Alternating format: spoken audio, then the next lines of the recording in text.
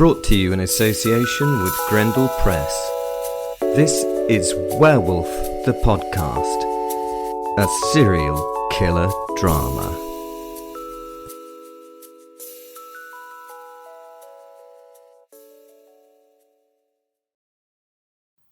Ah, jeez, man, don't sneak up on me like that. Good Lord. Wow. Now this is interesting because right when things are getting good, like historically traumatic battlefield good, you show up. I was already here. Yeah, technically. But now you're doing the voice? The I'm about to change something fundamental voice? That's a I don't trust. You've done well, Jim.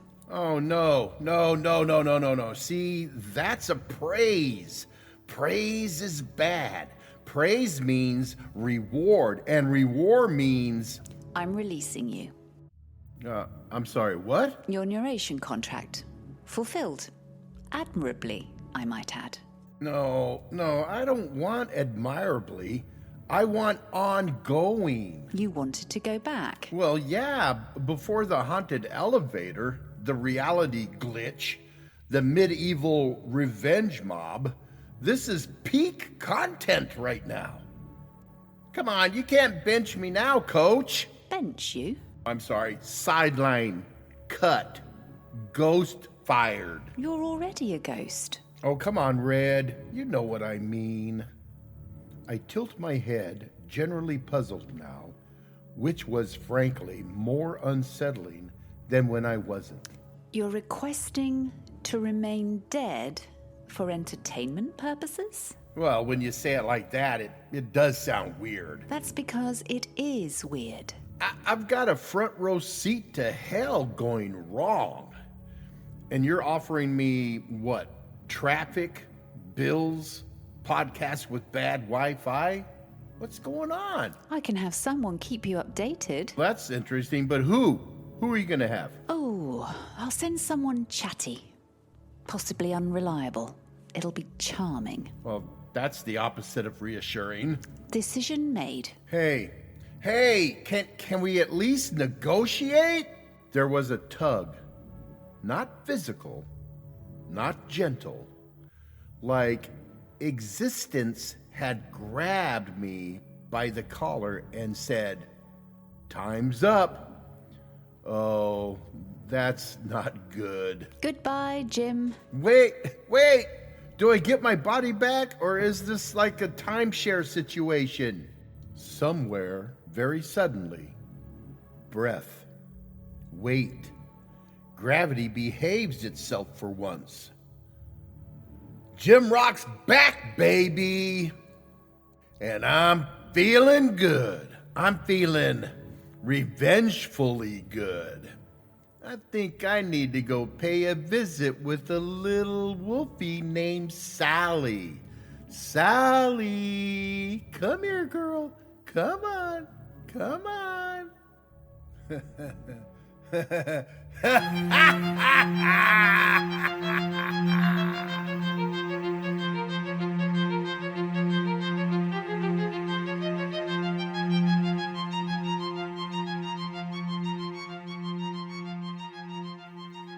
Professor Simon de Montfort. Shit. It is a curious thing, standing in the place of one's supposed death. One expects something. Deathly or deathy, perhaps. A sense of occasion, perhaps. Perhaps a flicker of recognition. Some echo of the man one had been at that moment when history had decided he was finished. Perhaps. Instead, what I got was mainly mud. Endless, clinging mud. At least this was historically accurate mud. Of course, I muttered, adjusting my stance as the ground attempted to claim my shoes. They get the mud right, but not the geography or any of the... well, anything else at all, actually. I don't remember the front line containing minotaurs, and whatever that thing with the heads is. Before me, they gathered, ranks upon ranks.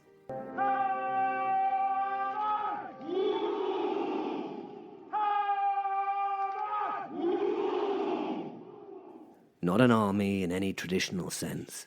No banners or discipline. No unified purpose beyond something far simpler, far more concerning for me. And that something was me. They were all looking at me, every face turned in my direction, every shape shifted to face me. Every thing looked my way, which was disturbing. But what was worse at every level was that they were silent and holding their ground. Ah, shit, I said, with the weary tone of a man recognizing a long overdue administrative backlog. This must be the consequences of, me.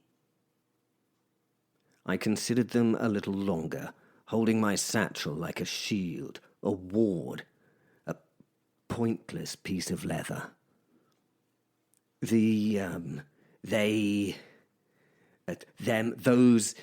things there began to sort themselves, not by any commander or command, by my memories of them.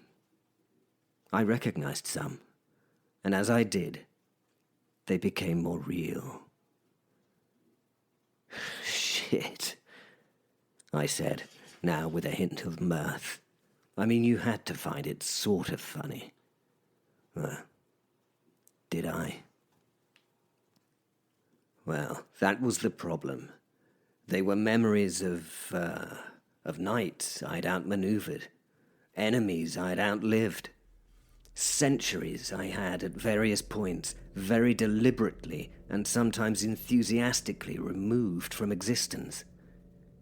Some I felt guilty about, because I didn't recognize them. Those seemed somehow to be the most angry. They had bitterness written across their faces, their heads, their, expressive bits. And then the more recent, the stranger, the ones I'd rather hoped had stayed dealt with, arrived on the scene. A small figure flew over the rabble, whistling as she came, to the front of the horde of, things. Green she was, purple-haired, tiny in body but massive in psychotic personality and mind, utterly lacking in any form of respect. Foxglove, all 6 inches of sociopathic fairy, floated down on gossamer wings and planted herself in the mud before me. The creatures and things close to her took a hurried step back from the fairy's vicinity. I noticed one of them was a giant fire ogre that had destroyed 2 cities, an armada of boats, and a well-equipped army before I'd brought him down. He looked at the fairy fairly nervously. That should tell you a lot about the nature of the tiny, green, well, it's utterly appropriate here, bitch. She stared at me. That stare stated, what would Ben Jonson say? A fuck ton of hatred. Yes, that seems appropriate. Once my eyes were met, She threw a two-fingered salute firmly in my direction and blew a raspberry of such astonishing confidence that it briefly achieved tactical significance. "Oh, for heaven's sake," I sighed. "You again." She stuck her tongue out, as if this was the worst possible insult she could postulate. Of course she did. Then the crowd to her left side parted properly. Not politely, more like it had been informed that remaining in place would be detrimental to continued existence. And then she stepped forward. Samarat. She didn't walk so much as arrive. Boots sank into the mud with the sort of authority that suggested the mud ought to apologize. Black, gleaming, impossibly composed. Everything about her seemed curated to suggest that mortality was both optional and unfashionable. The almost outfit moved as though it had opinions of its own. The tattoos did not merely decorate, they declared. And her face, well, one does not forget a face like that. Not because it's beautiful, because it's decisive. Her eyes found mine. Purple. Deep. Entirely uninterested in negotiation. She smiled, brandishing her canines. I did not smile in return. She unsheathed two organic black swords from her back, which in the silence purred their delight. She kept eye contact as she seductively licked the blade of one of the keening swords. Blood ran onto it, and drank thirstily. Or was it hungrily? No time for semantics, Simon. It quietened. She smiled again at my discomfort. My response was just a reiteration of the prior statement that I'd afforded you listeners. Oh, shit. Behind her, the ground seemed to reconsider its structural integrity. They stepped forward. Two figures. No, two statements. Gigio Vostok Rundekin Fultonian Brusk and his brother, who was equally enormous, equally offended by the concept of subtlety and other things. Forward they came. They were vast, lion-headed, broad as a siege engine, built like the sort of design afterthought that occurs when someone says, "What if we simply added a bit more here?" and then refuses to stop. The loincloths were ambitious in their coverage of, respect. They could have added more to them, if I'm honest. And then they spoke, one after the other.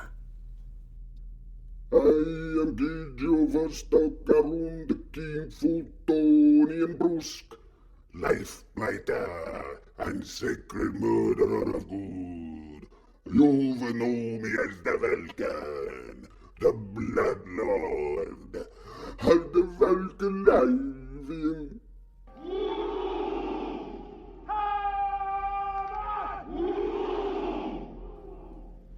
And I am Gigio Vostok, Brandakin Fultonian Brusk, bringer of the death god and killer of the saints.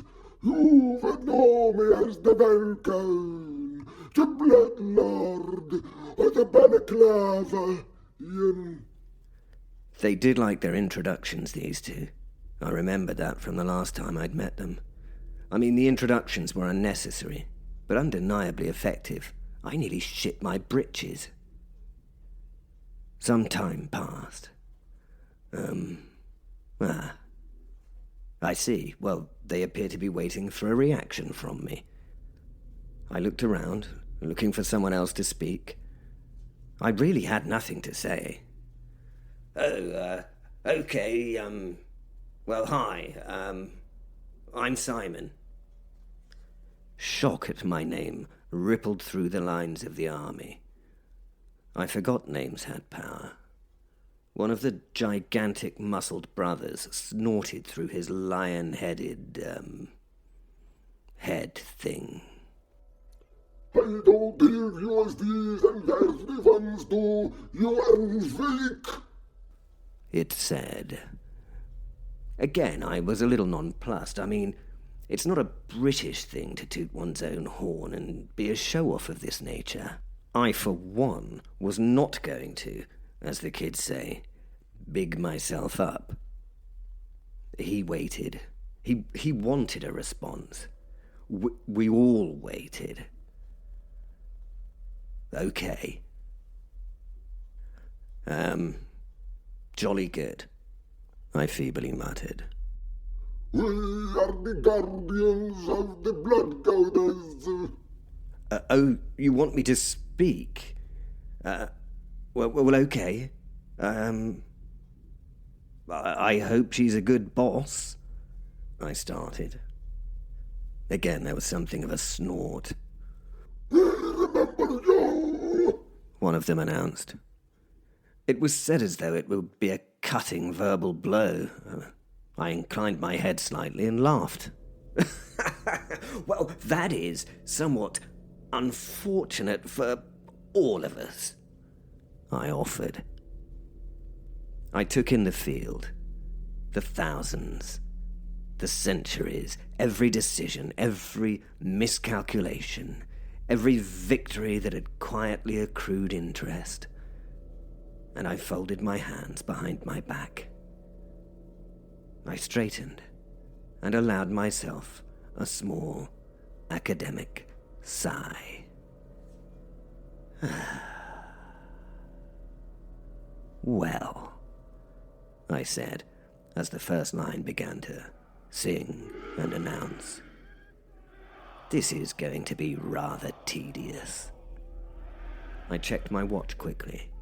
The minute and hour hands had given up and were having a small, squeaky chat about the predicament, while the second hand smoked a tiny roly. Right, I said. Then they charged. No, not the watch things, the entire fucking army.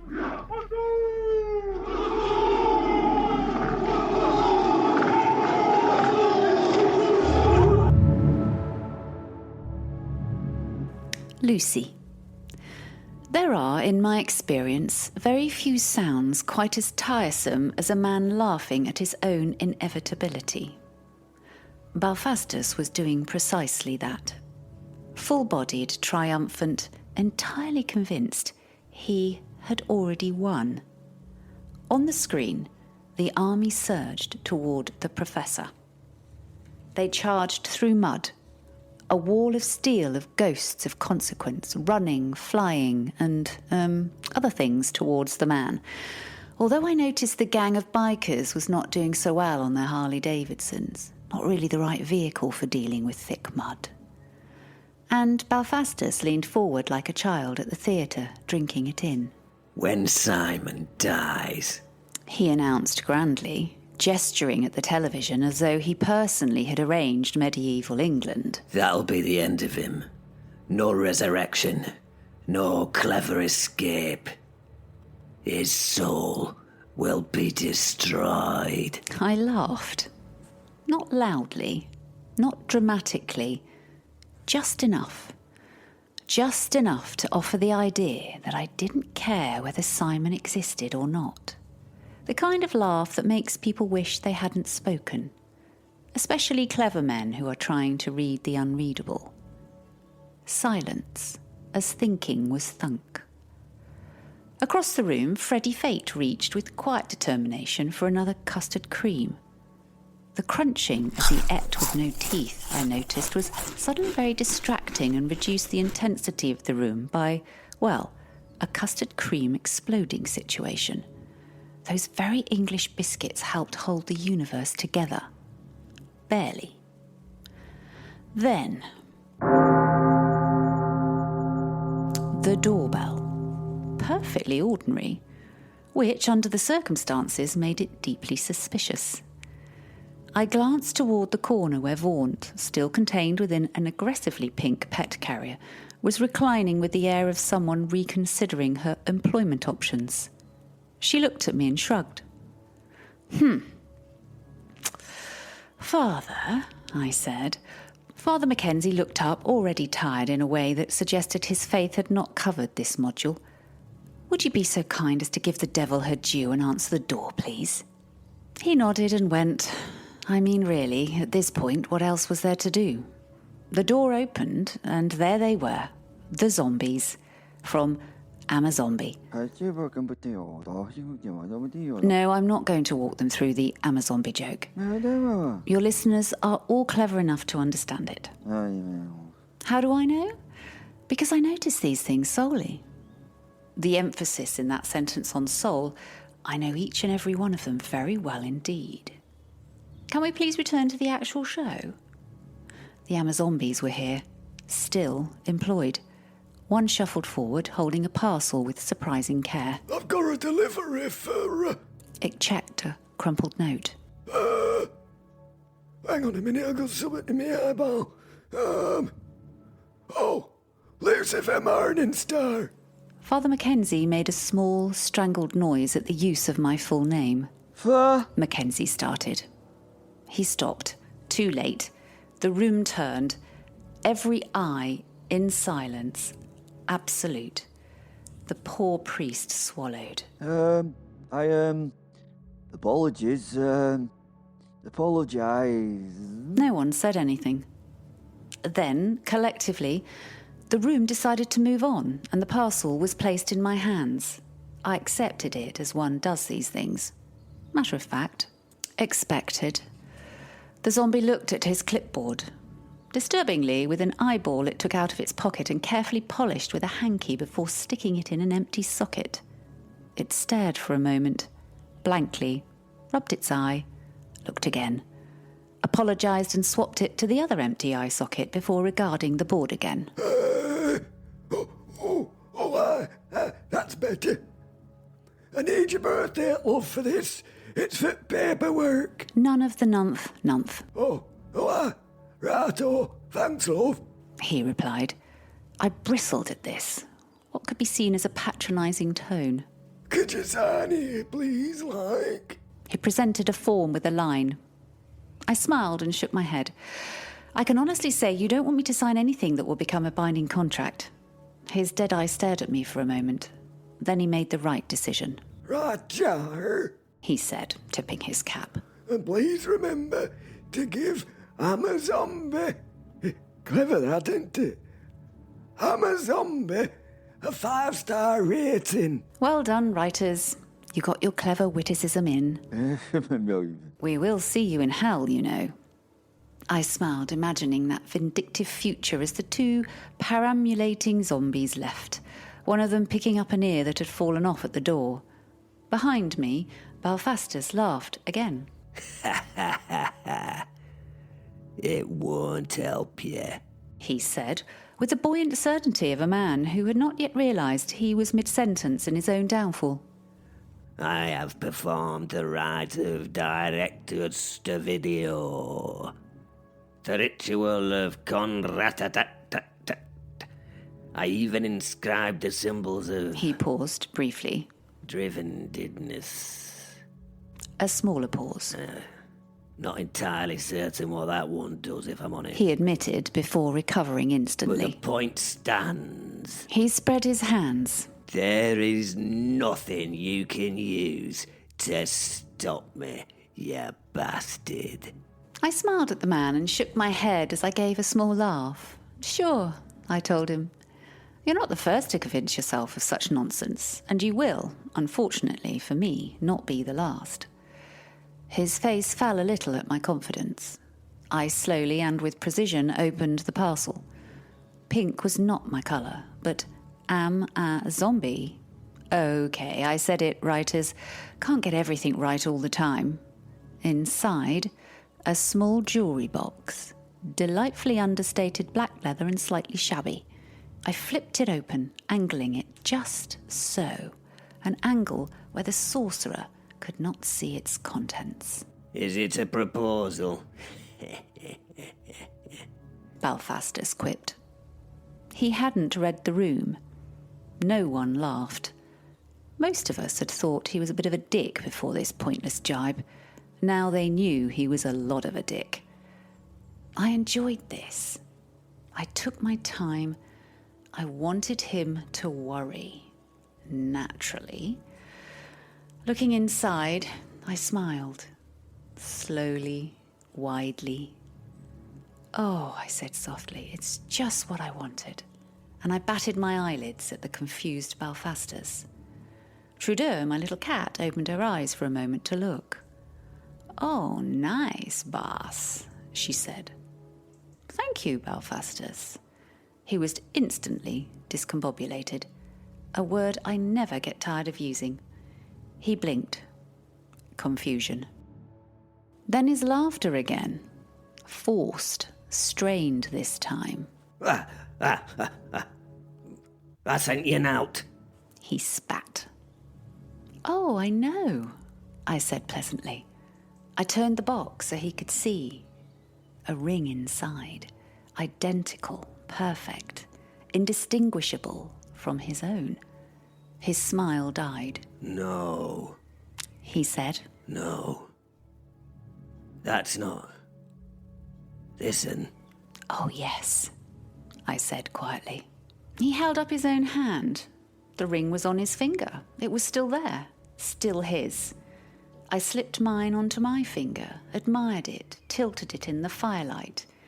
Got a little of a TV advert ting as it reflected a beam of light. Perfect fit. Of course it was. It didn't dare not do. You have it, I said gently. And the magic is, so do I. I met his eyes again. I let him see for the first time into the real pits of hell that my eyes were. I let him see me, the real, unreal me. And then I smiled appropriately as an addition. Mine is just from 2 weeks ago when you first got it. I laughed a genuine laugh. His face was, well, make it up yourself. Yes, that's the look. Perfect. I looked at the screen and made a summoning in my mind. The dumbfounded evil sorcerer turned to Astaroth for support. None came. It just shook its head at him in evident disappointment. The Professor. I set my feet as well as one can on this muddy field of upcoming death. The mud accepted me with all the enthusiasm of history itself. Begrudging, heavy, and impossible to ignore. My grip tightened on the bastard sword, the familiar weight settling into my hands like an old argument I'd long since stopped trying to win. Goodness me, it felt good. A simple extension of one's arm designed for nothing other than killing and maiming, hopefully both at the same time. This stupid situation I had to accept. I had to accept that this was always going to be the nature of how it all ended. Not all, I mean, how I ended. Not peacefully, not cleanly, not cheerfully, not with redemption. I suppose I'd known that. Heaven's gates and further were never on the table for a man such as me.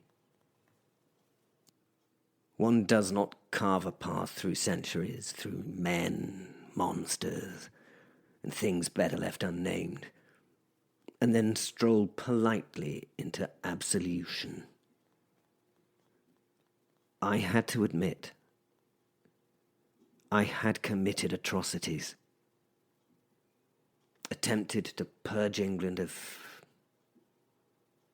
certain peoples. I had set up democracy. You would think that a good thing. Well, we all know how that's working out for us at the moment. Although it is difficult to blame oneself for that particular result, but I have to admit, I played my part. I had told myself that I would be saved once. Briefly. Foolishly. I laughed at the stupidity of me. I was supposed to be intellectually brilliant at ignoring the obviousness, obviously. The obvious was here, and it was a sharp, bitter thing. Oh, Simon, I muttered, as the rain began to fall, soaking through cloth, through skin, through whatever pretense remained. You arrogant, self-serving, silly old sod. The rain came harder. Proper rain now. Biblical even. Appropriate, I suppose. This was ridiculous, I mean. What the hell? I threw my head back and laughed into it. Come on then, you bastards! I roared at the advancing tide of consequence. Let's fucking have it! And I set myself ready in old Johannes Lechtenauer's, that's my swordmaster's, defensive stance number 3. Ready. I would not go into the nothingness alone. I would take some of these bastards with me. And then it stopped. The rain, I mean. The rain just stopped. Mid-fall. Rather spoiled the cinematic moment, to be honest. It was as though the sky had reconsidered and gone all Scottish on the weather front. Sunlight broke through in an almost offensively cheerful display and arcing across the battlefield an utterly vibrant rainbow. I blinked against the brightness. No. At the arch's base, a door. Of course there was a fucking door. Again, laughter racked my adrenaline-soaked body.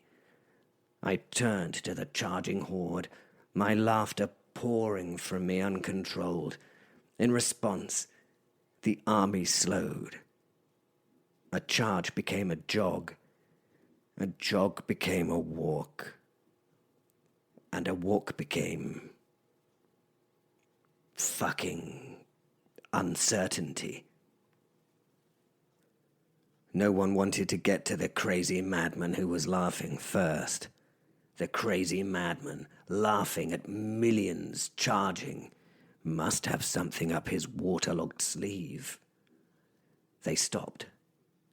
I didn't. Stop laughing. I found this even funnier. One man laughing was enough to stop millions of them. Now they stood there, shifting awkwardly, avoiding eye contact with one another. One man-thing coughed. Another adjusted its helmets on 2 of its heads. A demon scratched its penis-shaped chin thoughtfully. Someone, somewhere, said, "Oh, you know, bit of a mix of the old weather, isn't it? I mean, one thing it's one thing, and then it's another thing it's another thing." It all faltered as the words were swallowed in the moment. I stared at them. It must have been some kind of unhinged look as they took notice. "What?" I said quite calmly. "What the fuck is happening? Can someone please tell me?" I pointed at the door with my sword. A million or more heads and things turned in its direction, and as they did, the rainbow door opened as though it had been waiting for its bloody cue. The hush that had already set became even more hushed, even more hushed. I know, that doesn't make any sense. But does any of this shit? Anyway, out stepped two, delivery zombies? Course they did. Delivery zombies. Course. Two delivery zombies in boiler suits and flat caps. Not only did they step out, but they did it incredibly carefully, deliberately, and started picking their way through the mud with the sort of concentration usually reserved for carrying soup across a busy motorway carriageway. Being held carefully away from the mud was,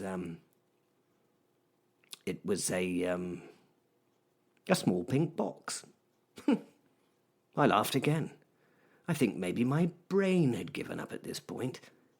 I spent my time trying to make sense of things. This could never make sense, though. Could it? A silky pink box? A ribbon and a bow on top? A label written in red lipstick, in beautiful cursive. Love from Lucifer. And an X as a kiss. Well, at least I hoped the X was a kiss. I lowered my sword slightly, not out of trust, you understand, out of sheer confusion, and I scratched my head, both literally and figuratively. A smiling zombie approached and held the box out to me. I looked at it, then at my hands. I held a sword and a shield. Mud was everywhere. "Ah," I said. Yes, slight logistical issue here." I glanced around. The battlefield offered no suitable surfaces that were not actively attempting to become more mud. I turned to the second zombie. Would you mind terribly holding these for a moment, old chap?" The old chap was out before I realized that the obvious statement could have been taken offensively by a zombie. I mean, I hope he was old, but I had no way of knowing. He nodded, took the sword, gave it a small experimental swish, smiled, had another swish, with a bit more enthusiasm at an imaginary enemy. Then he noticed the army behind him, and he paused, looked a bit embarrassed, and returned to neutral. I took the box. My fingers were soaked, slick with rain and mud. The tape resisted. Of course it did. I sighed, leaned in, and did the only sensible thing, which was, to use my teeth. A dignified man reduced to gnawing at an adhesive tape in front of his enemies. History would not record this moment. Ha! I spat the resulting mouthfuls of sticky tape and paper into the mud. The box opened, and inside was a kitten. Tiny, fluffy, absurdly adorable, gigantic green eyes. It blinked up at me and mewed. I stared back at it. Oh, no. I leaned closer. Way too many teeth. I said. There it is. I scratched behind its ears because one must. The battlefield was forgotten for a moment as it purred like a small engine of poor decisions. Maybe this was the nice thing before death, a little kitten to cheer me up before the resulting destruction. I mean, it was a nice thought, but I could have thought of 1,000 other things to have sent. My port would have been a favourite to give me fortitude at this moment, for instance. Oh, but under the tiny beast was... Yes, there was a note. Definitely. I unfolded it. "Just add water," it said. I froze, then closed my eyes briefly. Of course. I placed the kitten gently onto the mud. It landed, feet first, of course, sat, looked pleased, and then there were 2 of them. And just as suddenly, there were 4. Then 8. Then, oh dear. The zombies watched, nodded approvingly. One turned to me. "Remember to read! Amazombie!" Then there was a bit of a pause. "Do you get it?" I stared at him. "Yes," I told him. He nodded, satisfied. The other handed my sword and shield back to me with a small, polite smile. Then they turned, walked back to the door, stepped through, gone. I turned back to the battlefield. Well, it was gone. No, I mean, it was still there, but now it was full of kittens. Thousands, tens of thousands, multiplying endlessly, relentlessly. A tide of fur and teeth and tiny, enthusiastic nastiness. Ha! I began to laugh. Properly this time. Deep, uncontrolled, soaked to the bone, standing in the middle of my consequences. And now, this. "Oh, splendid," I said, raising my sword as the first wave of kittens surged forward to the army. "Absolutely splendid," I ululated as I set off with my own fluffy army before throwing my head back and bellowing, "Charge, my Kittens of Doom!"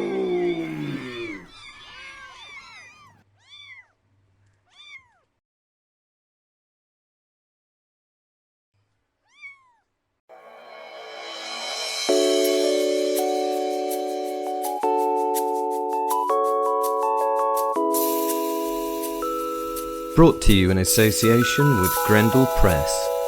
This is Werewolf the Podcast, a serial killer drama.